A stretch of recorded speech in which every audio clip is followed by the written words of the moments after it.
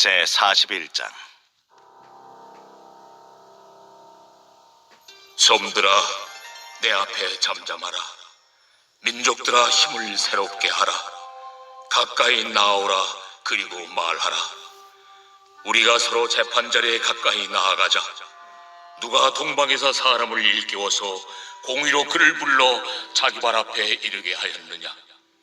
열국을 그의 앞에 넘겨주며 그가 왕들을 다스리게 하되 그들이 그의 칼에 티끌 같게 그의 활에 불리는 총에 같게 하매 그가 그들을 쫓아가서 그의 발로 가보지 못한 길을 안전히 지났나니 이 일을 누가 행하였느냐. 누가 이루었느냐. 누가 처음부터 만대를 불러내었느냐. 나 여호와라. 처음에도 나요, 나중 있을 자에게도 내가 곧 그니라.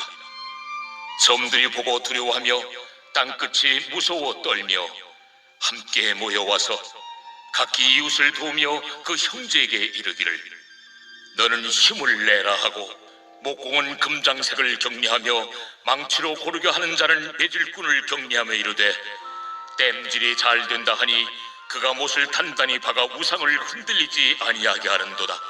그러나 나의 종 너 이스라엘아, 내가 택한 야곱아, 나의 벗 아브라함의 자손아, 내가 땅 끝에서부터 너를 붙들며 땅 모퉁이에서부터 너를 부르고 내게 이르기를 너는 나의 종이라. 내가 너를 택하고 싫어하여 버리지 아니하였다 하였노라. 두려워하지 말라. 내가 너와 함께 함이라. 놀라지 말라. 나는 내 하나님이 됨이라. 내가 너를 굳세게 하리라. 참으로 너를 도와주리라. 참으로 나의 의로운 오른손으로 너를 붙들리라. 보라, 네게 노하던 자들이 수치와 욕을 당할 것이요 너와 다투는 자들이 아무것도 아닌 것 같이 될 것이며 멸망할 것이라. 네가 찾아도 너와 싸우던 자들을 만나지 못할 것이요 너를 치는 자들은 아무것도 아닌 것 같고 험한 것 같이 되리니 이는 나 여호와 너의 하나님이 내 오른손을 붙들고 내게 이르기를 두려워하지 말라. 내가 너를 도우리라 할 것입니다. 바벨론에 사로잡혀 갔던 이스라엘 사람들은 이 바벨론에 압도되어서 살았습니다. 그들의 강함, 그들의 문화, 그것들에게 절대적인 영향을 받으면서 살았던 것이죠. 특별히 이 바벨론의 종교와 우상들을 보면서 영적으로도 영향을 받았지 않겠습니까? 하나님은 이사야 선지자를 통해서 우상의 무익함을 알려주고 하나님은 그런 우상들과 비교할 수 없는 창조주 하나님이시다라는 말씀을 앞선 이사야 40장에서 얘기했었습니다. 오늘 본문도 하나님이 어떤 분이신가, 너희를 구원하신 하나님이 어떤 분이신가를 알려주시는 그 연장선상에서 계속되고 있는 말씀인데요. 오늘 본문 1절에 보시면 하나님은 결투를 신청하는 것 같습니다. 시시비비를 한번 재판석에서 한번 가려보자. 약간 좀 맞짱 떠보자. 약간 이런 느낌이신 것 같아요.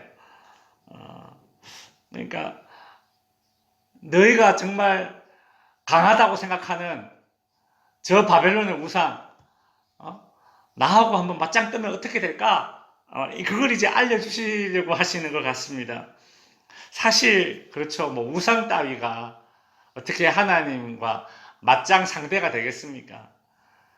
근데 이스라엘 백성들은 포로로 끌려와서 70년간 그렇게 지내다 보니까 자신들의 이 조상들이 믿어왔던 이 하나님이라는 신이 뭐 별 볼 일 없는 것 같아요. 우리를 여기에서 뭐 구원해내지도 못하고 바벨론의 저 마르둑이라는 대표적인 신이 있는데 저 신과 뭐 이렇게 싸워서 졌으니까 우리가 끌려왔지, 뭐 이런 고대인들의 생각이 있는 것입니다. 그래서 하나님은 어제 이제 40장에서도 그렇고 오늘 본문에서도 그렇고 계속 하나님의 하나님 되심을 이렇게 증명하려 하시고 또 그것을 믿게 하시려고 계속 이렇게 말씀을 하십니다.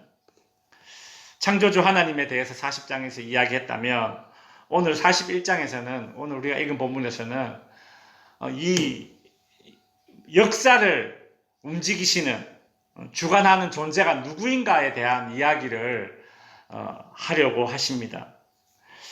바벨론 사람들은 자신들이 그 당시에 이제 제국이었으니까 주변 나라들을 다 점령하면서 그들이 점령지가 섬겼던 그 신들 다 점령하고 말이죠.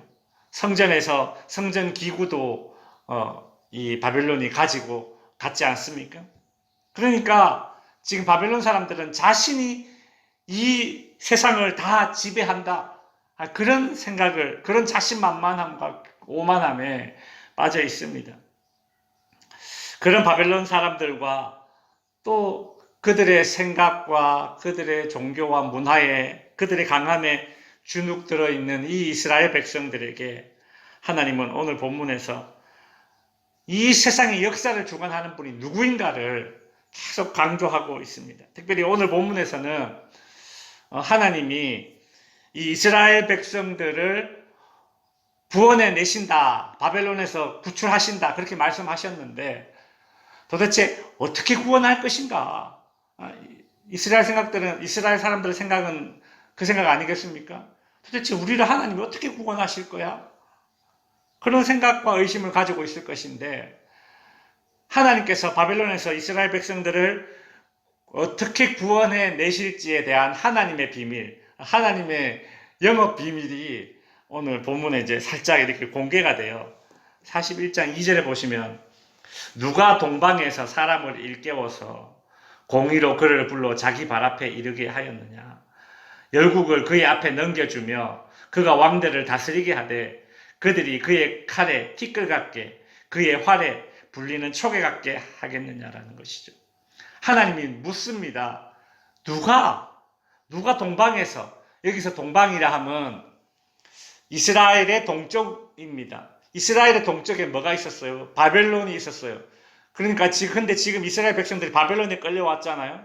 근데 바벨론에 끌려온 그 이스라엘 백성들에게 누가 동방에서 한 정복자를 일으키겠느냐, 이제 그렇게 말씀하신다면 이 바벨론보다 더 동쪽에 있는 나라입니다. 이제 역사적으로 이제 등장하게 될 큰 제국인데 바로 페르시아라는 나라입니다.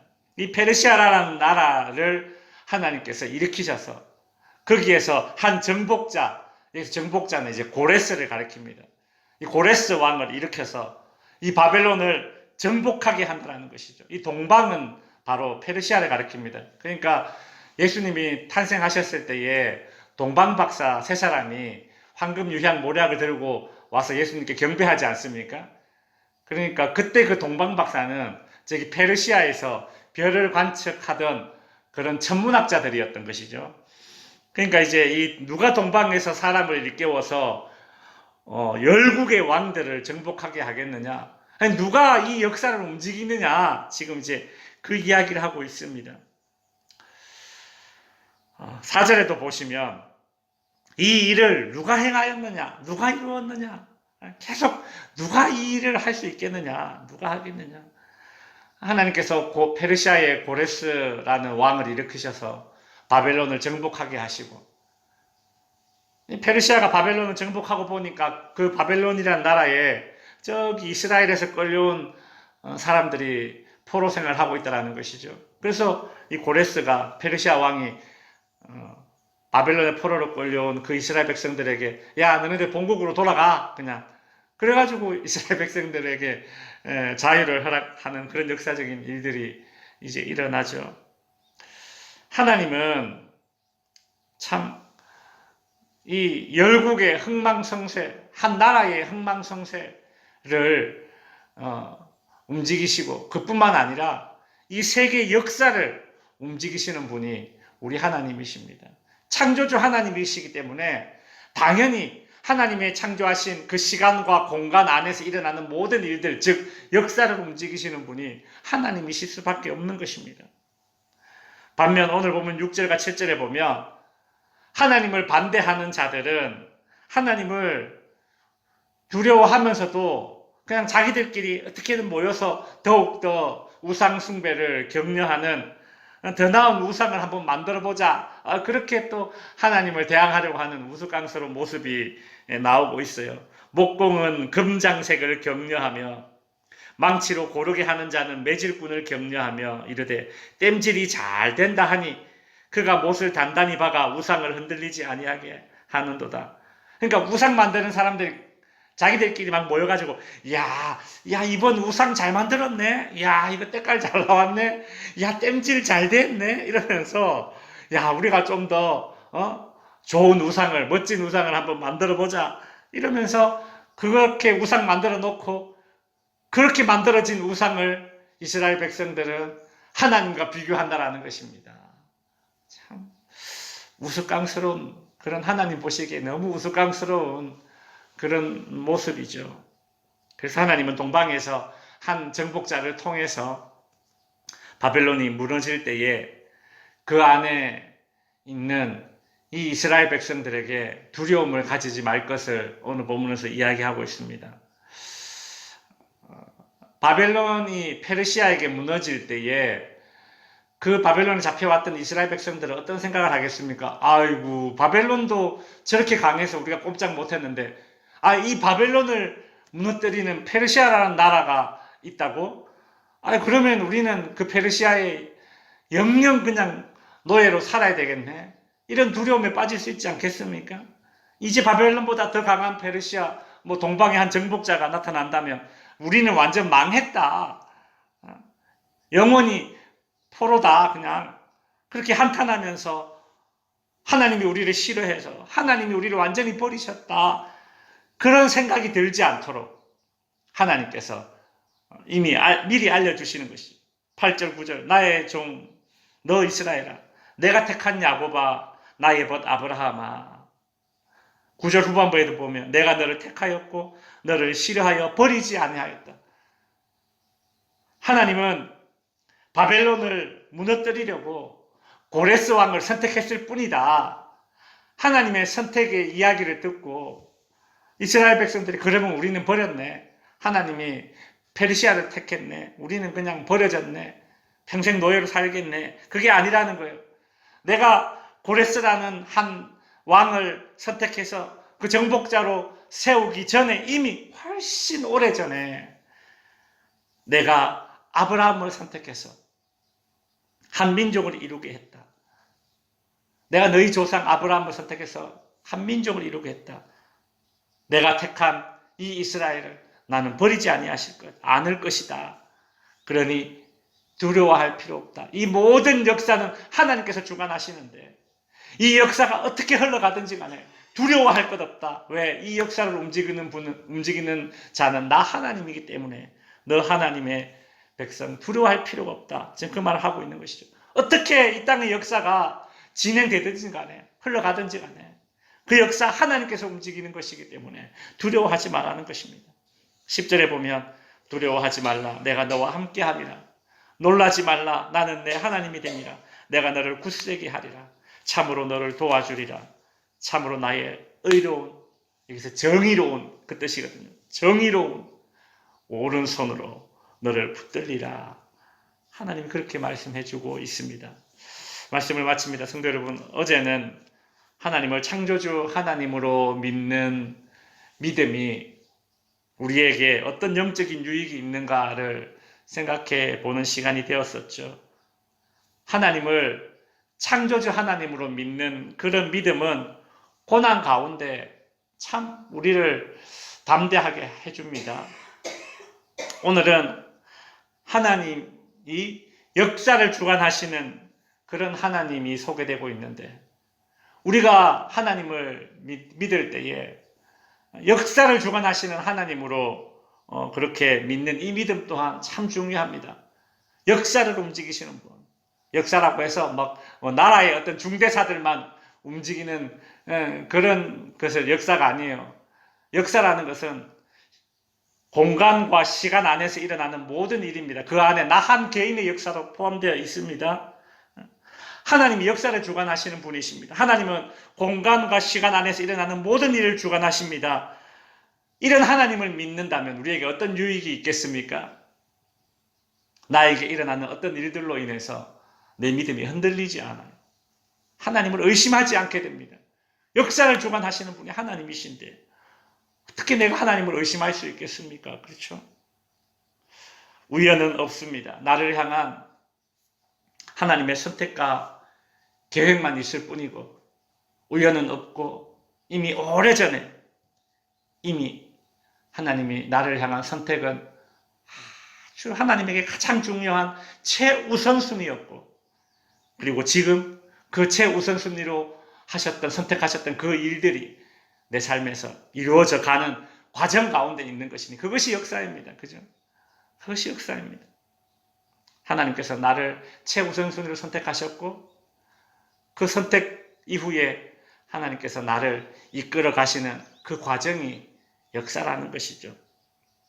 그러니 바벨론과 같은 현실 앞에서 우리는 두려워하지 않을 것이며 또한 더 강한 페르시아라는 현실을 만난다 하더라도 하나님을 의심하지 않는 저와 여러분이 될 수 있기를 바랍니다. 기도하겠습니다.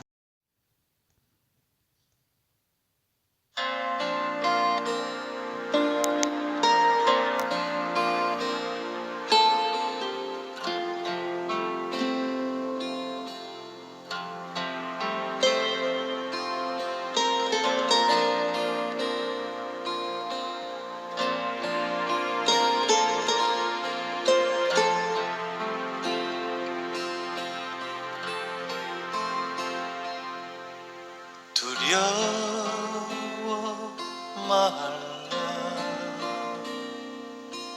내가 너와 함께 함이라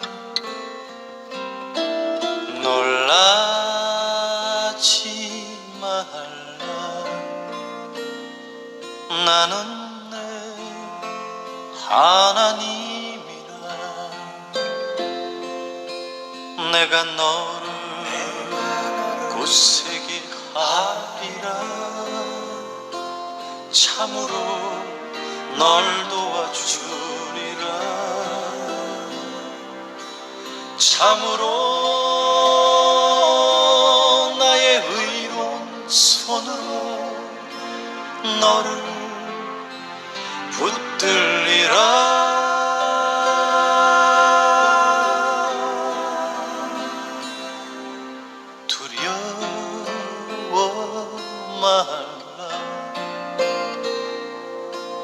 내가 너와 함께 함이라 놀라지 말라 나는 내 하나님이라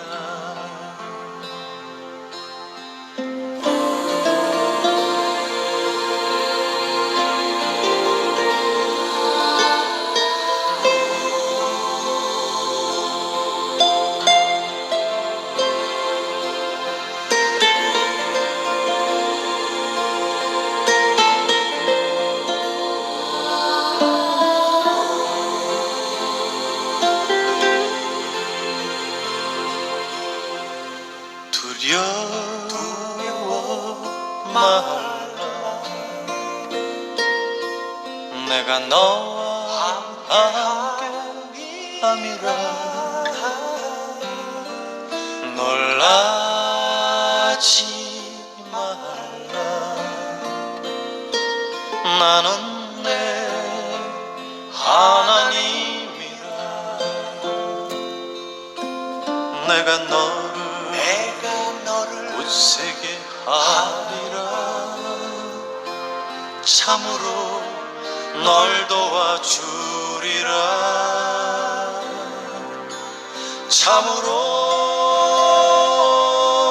나의 의로운 손으로 너를 붙들리라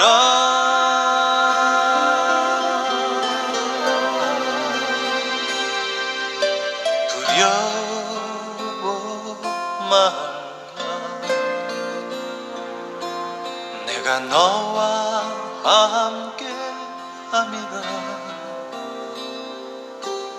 놀라지 말라 나는 내